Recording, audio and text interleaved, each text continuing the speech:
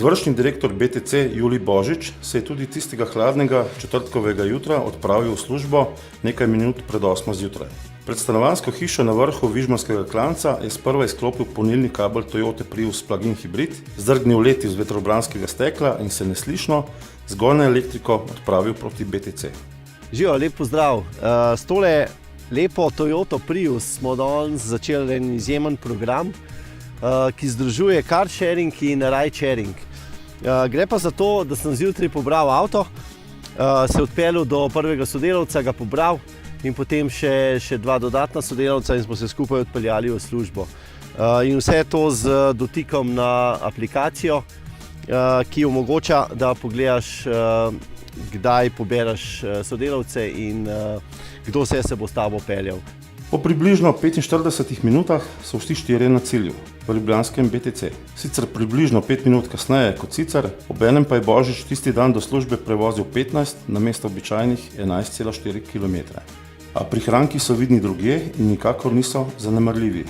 Namesto 4 avtomobilov je tisti dan v BTC prispel le eden, pa še ta izjemno okolju prijazen. Kar 14 od 15 km je Prius prevozil zgolj na elektriko, za zadnji kilometer pa je porabil dober deciliter bencina.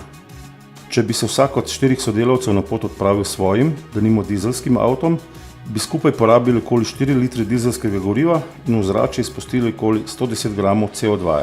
V primeru Priusa pa je bila okoljska bilanca skoraj nična. Tu pa je še nekaj, kar ni mogoče izmeriti številkami in kar vse premalokrat počnemo.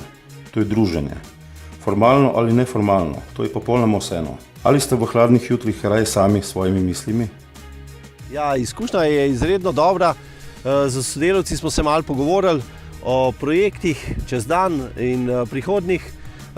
Sodelavci so lahko napisali kakšen mail, med sabo smo se malo pozabavali. Toyotin slogan Mobility for all oziroma mobilno za vse skušamo skupaj s podjetjem Finance realizirati tudi v praksi. Zato smo pristopili skupnemu pilotnemu projektu, kjer spodbujamo zaposlene v istem podjetju, da se v službo oziroma iz službe vozijo z enim vozilom.